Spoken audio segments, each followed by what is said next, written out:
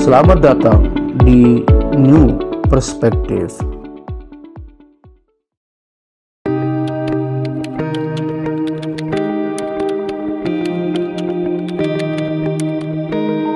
Ya.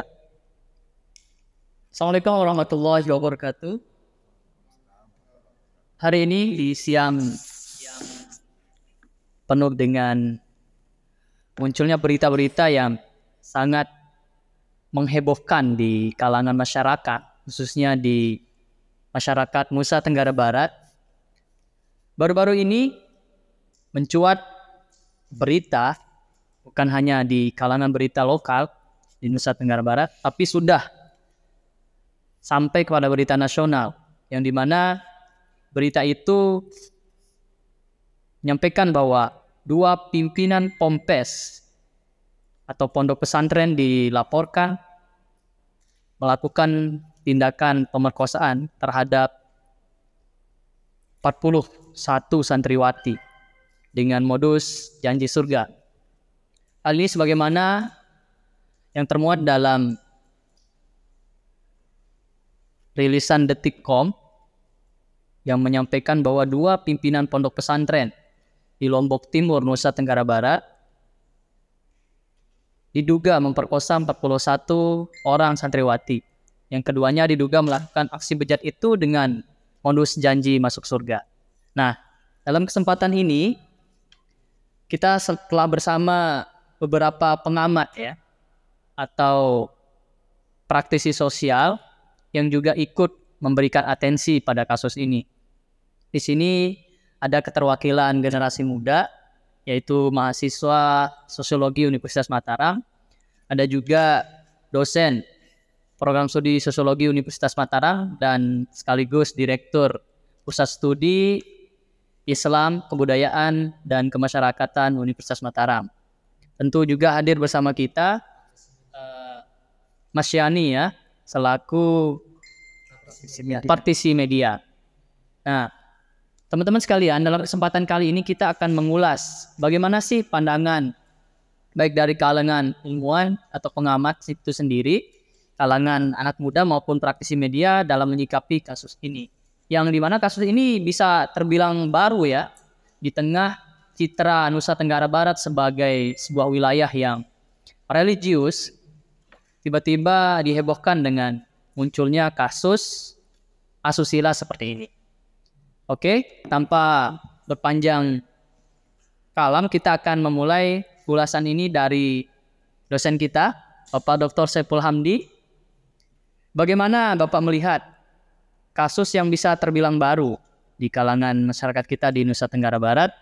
Mungkin Bapak bisa menjelaskan dalam perspektif sosiologi ataupun pandangan-pandangan lainnya. Kami persilakan, Pak. Ya, terima kasih banyak Mas Iqmal. Kita tentu semua kaget dengan berita tentang kasus pemerkosaan santriwati yang terjadi di wilayah Lombok Timur, dan semua teman-teman mengetahui bahwa Lombok Timur merupakan salah satu ikon di provinsi Nusa Tenggara Barat ini, yang dikenal sebagai daerah yang religius dan yang mungkin ada ratusan pesantren yang terbangun di Lombok Timur. Mas Iqmal, jadi ada beberapa catatan saya yang mungkin kita coba lihat di sini Kalau kita lihat memang kecenderungan masyarakat yang katakanlah religius Ini kan ada semacam, kalau menurut perspektif saya, ada semacam tekanan seksualitas. Ketika seksualitas itu tidak boleh dibicarakan, tidak boleh diwacanakan, tetapi yang menarik bahwa banyak orang mau melakukan, kan begitu karena ini manusiawi, kebutuhan manusia. Nah, ketika wacana itu kering, ini yang kemudian kalau bagi saya ini justru menjadi tekanan sosial di masyarakat, termasuk di lingkungan pesantren yang sangat tabu dibicarakan.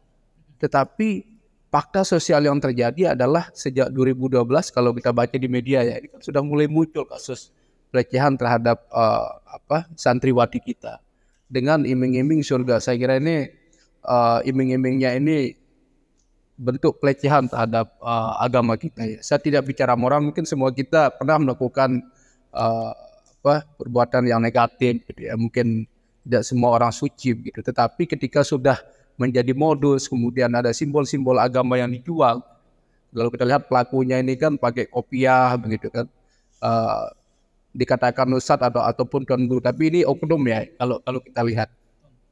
Nah ini yang kemudian menjadi catatan kita masih Kemal. Bicara pesantren, tentu banyak hal yang memungkinkan ya terjadinya pelecehan-pelecehan dalam sebuah praktik pesantren.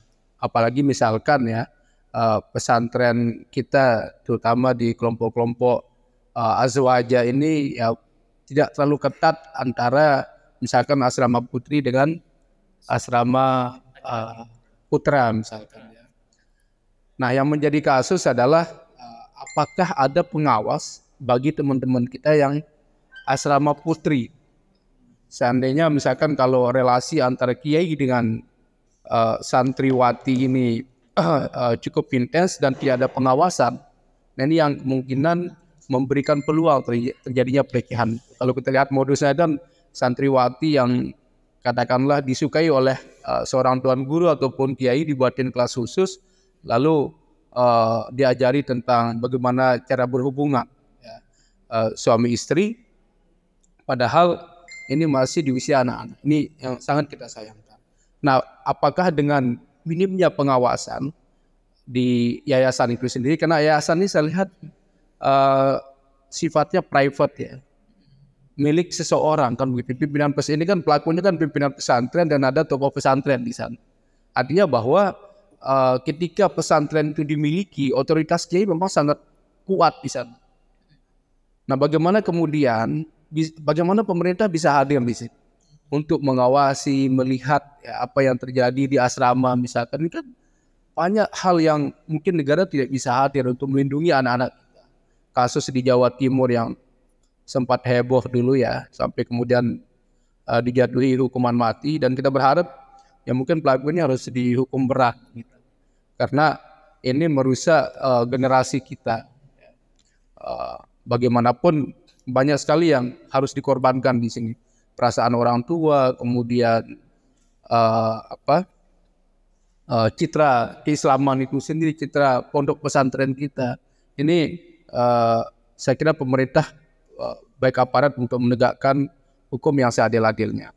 Nah, di sini pengawasan Mas Iqmal saya lihat yang sangat minim di pesantren kita. Siapa yang menjadi pengawas di sana? Untuk kasus-kasus misalkan tentang relasi kiai dengan santrinya ya. Kalau misalkan, nah ini kritik saya juga, ada beberapa pesantren yang memang dia tidak punya ustadzah yang kuat. Seorang ibu guru, ya katakanlah seorang ibu nyai begitu ya, yang punya power, yang mengontrol. Nah ini yang kemudian ruang-ruang yang bebas ini kemudian menjadi sebuah praktik pelecehan, ya, baik itu secara verbal. Ini kan banyak kita dengar ceramah-ceramah seorang tuan guru yang tidak etis kadang-kadang kita dengar membuat joke tentang perempuan. Saya kira ini menjadi salah satu isu juga. Nah itu saya kira Mas Iqmal, pengawasan. Kemudian dari segi wacana tadi saya ingin memberikan kritikan di sini. Memang pesantren kita ini kan wacana tentang seksualitas sangat tabu. Walaupun ada kitab Qurratul Uyun ya yang bicara tentang hubungan suami istri ya. Lalu dalam kasus ini dieksploitasi untuk mendorong santri-santriwati ini tertarik kepada kiainya, tentu dengan janji surga tadi. Melihat relasi ini memang relasi yang sangat timpang ya. Kenapa? Karena ketika orang berbicara dalam konteks agama, biasanya relasinya relasi keikhlasan yang terbangun. Jadi santriwati itu pasti tidak akan berani berbicara. Dia akan mengatakan iya begitu. Karena mereka tidak punya kesadaran, tidak punya budaya kritik ya di dalam pesantren. Nah ini yang kemudian mungkin banyak disalahgunakan oleh oknum ya. Ini bukan kita mengeneralisir. Ini kan ada ribuan pesantren kita. Tentu dengan kasus ini kita berharap tidak kemudian digeneralisir. Tapi yang sangat kita sayangkan adalah bagaimana kemudian nilai-nilai agama ini dieksploitasi ya, oleh tokoh-tokoh oknum-oknum tadi untuk kepentingannya pribadi. Ini mungkin masyarakat kita juga perlu sadar, perlu melihat pesantren yang seperti apa yang kedepannya bisa menjaga anak-anak mereka. Mungkin itu komentar saya, Mas Iqbal. Baik, sangat menarik ya. Ada beberapa analisis yang kita dapat tangkap dari penyampaian Bapak tadi. Cuman yang ingin saya beri perhatian lebih adalah bagaimana kemudian ini kan pondok ini merupakan salah satu institusi pendidikan gitu ya. Di sisi lainnya ada pendidikan negeri. Yang mungkin keresahan yang banyak berkembang di masyarakat sebelum kasus ini adalah banyaknya pergaulan bebas di kalangan siswa atau di kalangan pelajar. Di belakangan ini juga banyak berita-berita adanya permohonan perkawinan gitu ya di bawah umur, kemudian ada kasus hamil di luar nikah dan sebagainya. Tapi itu terjadi antara pelajar itu sendiri, anak muda dengan anak muda.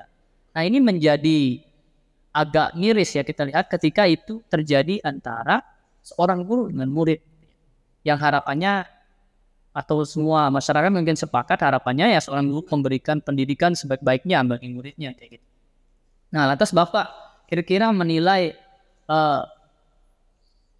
apa kira-kira perbedaan yang dan kemudian potensi ya yang terjadi dalam kasus penyimpangan seksualitas ini ya, antara sekolah negeri, sekolah umum yang dimana siswa antara laki-laki maupun perempuannya berada dalam kelas gitu ya, lebih terbuka dan sebagainya, dibandingkan dengan pondok pesantren yang justru kelas-kelasnya terpisah gitu ya, mungkin juga asrama-asramanya terpisah.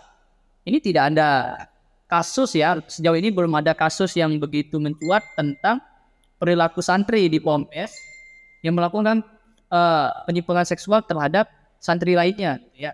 Justru ini antara tuan gurunya dengan santriwati. Gitu ya. Nah, seperti apa Bapak melihat konteks tersebut?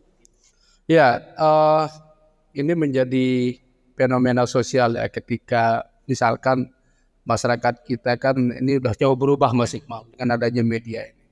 Artinya bahwa akses pada wacana-wacana tentang seksualitas itu sangat gampang dimiliki oleh anak-anak muda sekarang. Lewat HP, lewat dunia digital itu mereka sudah bisa mendapat informasi yang lebih. Di satu sisi sebenarnya menurut saya itu bagus, tapi perlu pengimbangan untuk edukasi. Jadi apa sih sebenarnya edukasi di sini? Edukasi itu kan bagaimana mendidik anak, selain mereka memiliki pemahaman tentang seksualitas, mereka juga dididik bahwa ada pilihan di sana. Karena sekarang ini kalau kita menggunakan ayat, menyuruh anak-anak untuk tidak berhubungan seksual ini kan berat sekali sekarang dengan adanya pergaulan media yang ada. Nah, sehingga mungkin edukasi di sini kalau kita baca dalam literatur itu adalah memberikan mereka pilihan. Kalau kamu melakukan ini konsekuensinya. Lalu kalau kamu tidak mau ada konsekuensi berat, misalkan ini yang harus kamu lakukan. Karena nggak bisa kemudian kita menggunakan ayat-ayat agama sekarang. Ini sangat sulit apalagi dalam konteks masyarakat urban. Mungkin di pesantren masih berlaku lah bagaimana ayat-ayat itu kemudian dipraktekkannya. Misalkan dalam berhubungan dalam konteks sebelum menikah. Tapi kan dalam budaya masyarakat urban ini sudah dianggap sebagai bukan ranah agama untuk berbicara negatif. Nah ini saya kira poin yang pertama. Nah bicara otoritas kiai. Jadi kalau tadi banyak pelecehan yang terjadi justru kiai, justru tuan guru dengan santriwati. Saya kira ini persoalan otoritas. Begitu besar kemudian sebuah lembaga pendidikan itu dipegang otoritasnya oleh seorang kiai, seorang tuan guru sebagai pemimpin di sana. Dia tidak hanya sebagai pemimpin pesantren, tetapi pemimpin spiritual juga. Seandainya kemudian tuan guru ada penyimpangan-penyimpangan, ini ruangnya semakin luas. Mungkin tidak banyak orang yang akan mengira atau menyangka terjadi kasus seperti itu. Kalau anaknya misalkan tidak berani bicara. Misalkan kasus ini sejak 2012 sudah ada laporan ya ke lembaga bantuan hukum terjadi pemerkosaan oleh seorang kiai kepada santriwati. Tapi pada waktu itu mungkin pemerintah kepolisian punya pertimbangan sehingga tidak dilanjutkan. Nah sekarang ini semakin menjadi-jadi. Nah ini yang menurut saya mungkin Mas Iqbal, bahwa walaupun seorang kiai punya otoritas yang besar, perlu ada keseimbangan mungkin ya, terutama dari pendidik kaum perempuan. Ini regenerasi, karena agama kita juga sangat diskriminatif kalau saya lihat. Jarang sekali pemimpin perempuan yang muncul, ya termasuk sebagai tokoh agama. Yang ada kan kiai, ya termasuk para nabi juga kan semuanya laki-laki, nggak ada nabi perempuan. Kenapa? Ini pertanyaan kita. Secara epistemologi ya, secara ideologis, kenapa tidak ada nabi perempuan misalkan? Kenapa semuanya laki-laki? Nah sekarang kenapa kiai justru bu kiainya kok tidak ada regenerasi gitu menjadi seorang pemimpin perempuan? Apakah memang dalam kultur keagamaan itu bahwa perempuan tidak punya space ya? Bahwa kontribusi agama terhadap pengembangan perempuan ini justru menghambat pendidikan karir mereka di agama, pendidikan mereka di agama. Walaupun sekarang kan sudah banyak ustazah milenial yang kita lihat kayak Ustazah Hoki yang mulai muncul. Saya kira ini sangat bagus. Supaya apa? Supaya wacana tentang pendidikan seksualitas juga bisa lebih dinamis, bisa lebih berkembang. Saya nggak bisa ngebayangin begini, seorang ustadz bicara fikih, bicara tentang haid. Ini kan kadang-kadang lucu dengarnya, dia sendiri nggak pernah haid begitu kan. Bagaimana seorang imam bicara tentang haid? Ini saya kira krisis literatur yang terjadi di agama kita. Ya tidak hanya di Islam, di Katolik, di agama-agama lain saya kira sama. Bayangkan seorang imam, seorang kiai bicara tentang haid. Ada yang lucu misalkan begini pengalamannya nih. Kalau orang melakukan hubungan seksual ketika perempuan itu mens, nanti anaknya katanya terbakar lahirnya begitu. Lucunya begini, bagaimana seorang perempuan ketika tidak subur lagi menstruasi bisa hamil, kan pertanyaannya lucu kan.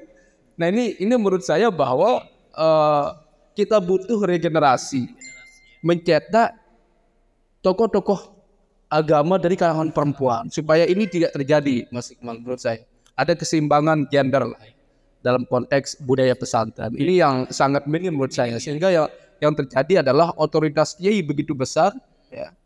Dia memiliki semuanya. Seandainya dia mau nikahi mungkin lebih dari 9 orang dia bisa begitu. Dan selalu kiai-kiai kita kan melihat yang cantik-cantik gitu kan. Tidak ada yang merujuk pada sunnah Rasul begitu kan, nikahi yang janda misalkan, nikahi santriwati di bawah umur lagi. Nah ini menurut saya bahwa otoritas yang besar ini yang kemudian menjadi problem di kultur keagamaan. Baik, Pak, memang banyak sekali ya yang bisa dibahas dalam konteks ini. Tadi sudah kemana-mana ya berbicara tentang kontribusi perempuan dalam pendidikan dan sebagainya. Tapi kita simpan dulu itu ya. Kita perlu dengarkan dari salah satu pembicara kita di kesempatan kali ini, dari praktisi media ya. Ini bagaimana Mas Yani melihat tumben-tumben nih di media kita membahas hal seperti ini.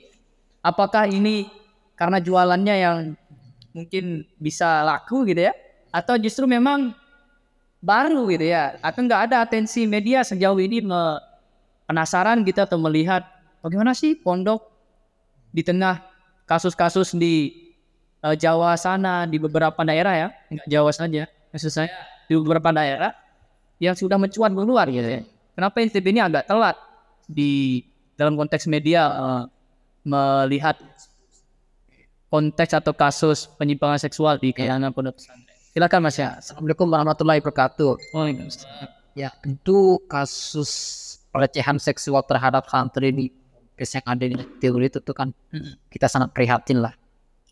Kalau kita lihat memang kasus seperti ini memang hampir sering menjadi sorotan media kan. Termasuk sebelum kasus ini muncul juga kan di Jawa banyak kasus serupa juga terjadi begitu. Tetapi memang cukup mencengangkan lah bagi kita di NTB sendiri dengan ternyata jumlah korbannya yang diduga mengalami pelecehan seksual ini mencapai 41 orang gitu.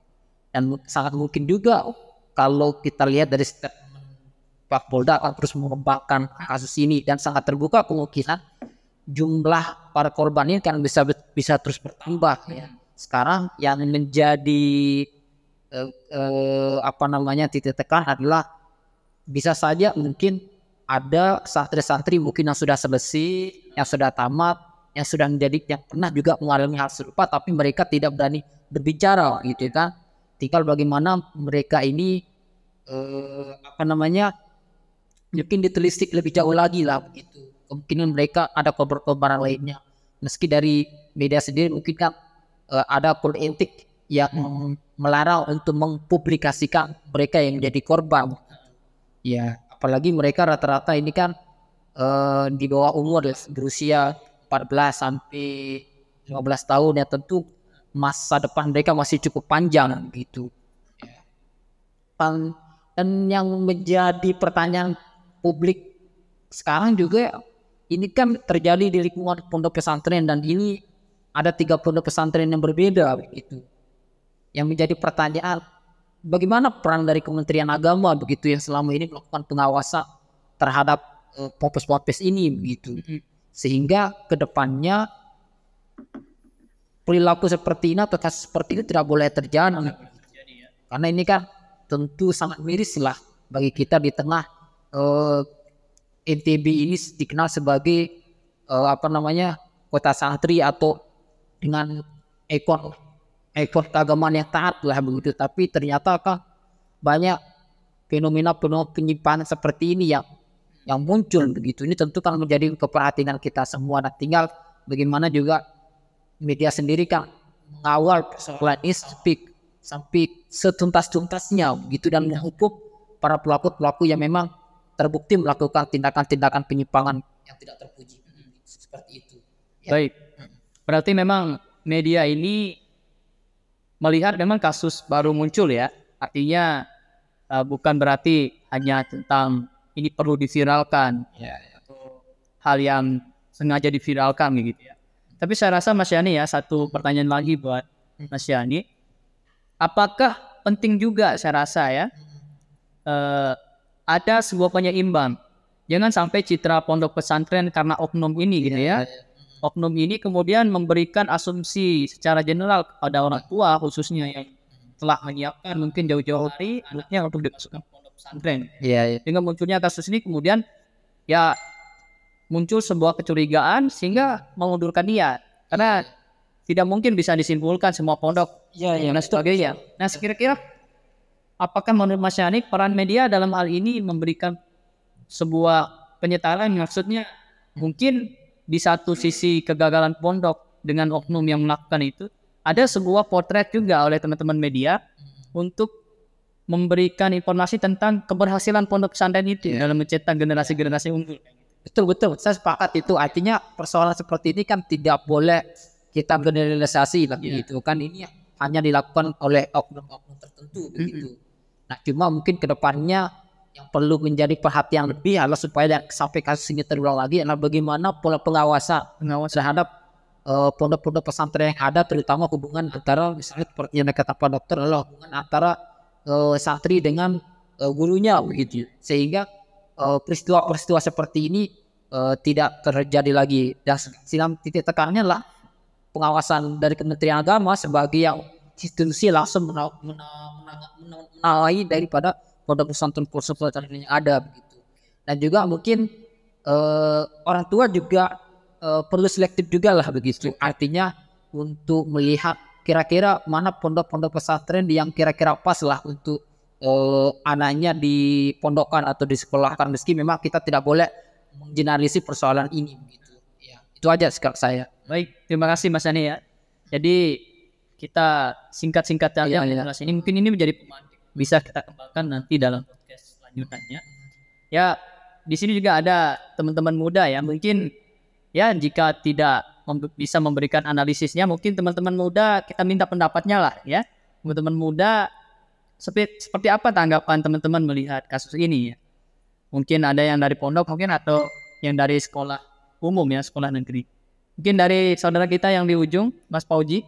Ya, mungkin dari saya ada kepada harapan saja. Harapan terhadap ponpes ke depannya untuk lebih mengedepankan mitigasi pencegahan.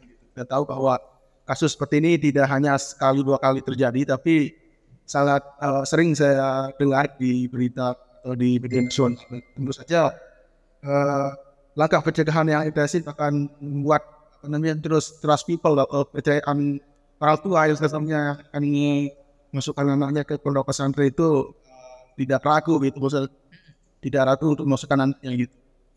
Itu aja sih. Oke. Selanjutnya Mas Afwan ya, dari saudara kita tadi lebih kepada pencegahan, pola penjagaan dan untuk memunculkan trust pada orang tua. Nah, kalau dari Mas Afwan sendiri seperti apa merespon isu ini?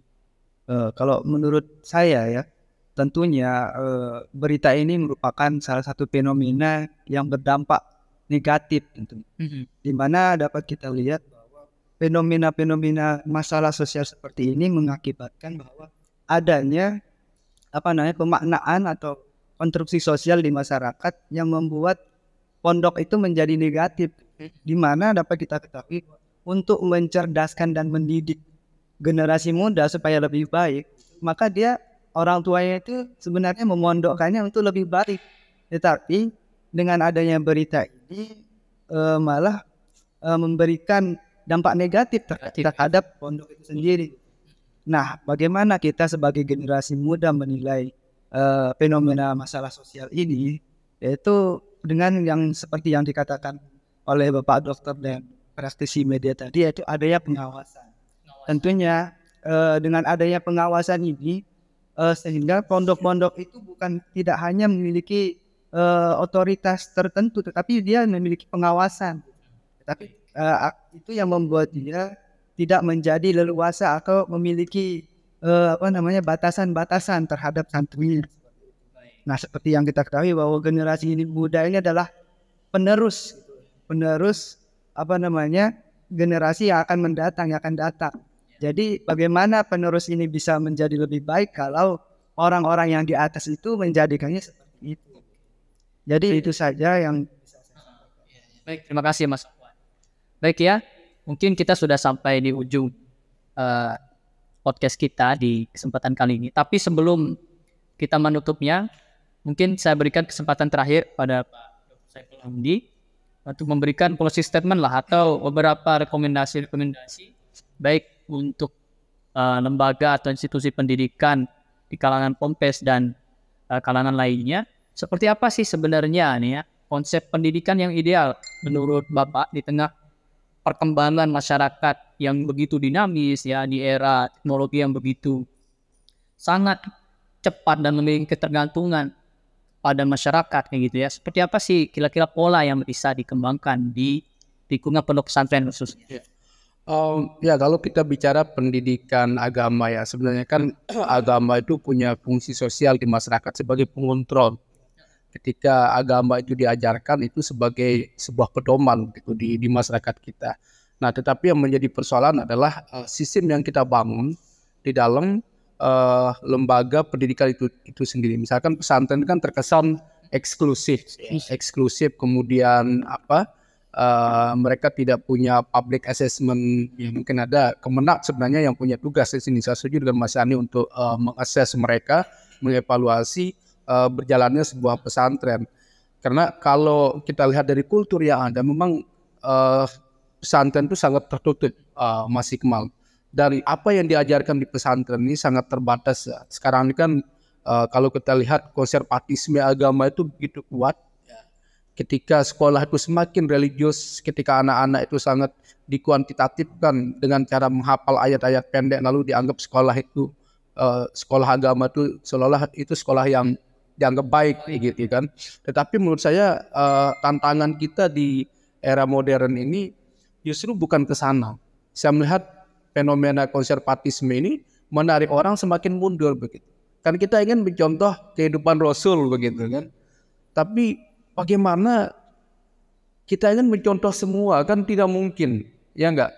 Nah, apa yang baik yang bisa kita adaptasikan untuk konteks sekarang itu mungkin yang perlulah yang menjadi catatan saya begitu. Artinya bahwa pesantren di sini pertama mungkin mereka perlu menambah mata kuliah atau mata pelajaran yang sifatnya umum ya. Mungkin ada pesantren-pesantren yang menurut saya dia sangat eksklusif. Misalkan dia hanya hafal Al-Quran misalkan. Bayangkan anak-anak kita hanya disuruh menghafal Al-Quran tanpa ada pengetahuan yang lain. Nah di sini ada ketertutupan, Mas Iqmal. Lalu apa yang perlu dilakukan selain intervensi pemerintah tadi? Mungkin pesantren itu butuh kolaborasi dengan organisasi-organisasi luar supaya mereka lebih terbuka. Dan satu yang hilang yang saya lihat dalam budaya pesantren itu adalah budaya kritis. Jadi budaya kritis itu memang kita tidak punya. Ketika kita bicara pendidikan agama, yang ada adalah submission. Bagaimana orang bicara tentang ikhlas, kepasrahan. Bukan pasrah kepada Tuhan, tapi kalau pasrah sama kiai ini yang bahaya kan. Artinya santri dipaksa untuk pasrah secara seksual begitu kan. Nah ini menurut saya pola-pola pendidikan agama yang sudah agak ketinggalan. Tidak ada budaya kritis di sana. Ini yang menurut saya hilang dalam masyarakat kita. Nah yang terakhir Mas Iqmal, saya kira nilai lokal sasak.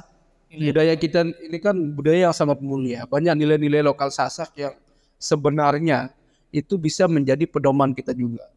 Dikuatkan oleh agama sehingga sebenarnya budaya keislaman di Lombok ini justru sangat sangat matching kalau menurut saya, sangat saling terintegrasi. Nah ini yang kadang-kadang kita lupa bahwa nilai-nilai lokal kita tidak banyak diterapkan di dalam pembelajaran pesantren tersebut. Baik, itu saja ya. Ya. Ya demikian ya teman-teman semua. Terima kasih atas pandangannya dan semoga ini menjadi rekomendasi juga bagi multi stakeholder ya dalam menyikapi kasus-kasus ini dan potensi-potensi kasus serupa. Tentunya banyak pondok pesantren dan lembaga-lembaga pendidikan lainnya yang ada di Nusa Tenggara Barat dan di Indonesia kita tercinta ini. Pendidikan suatu bangsa menjadi sebuah pilar penting dalam mencetak generasi-generasi unggul di masa depan. Maka jika citra pendidikan saja sudah buruk, bagaimana generasi unggul itu bisa diwujudkan? Demikian podcast kita hari siang ini. Sampai ketemu di podcast berikutnya. Assalamualaikum warahmatullahi wabarakatuh.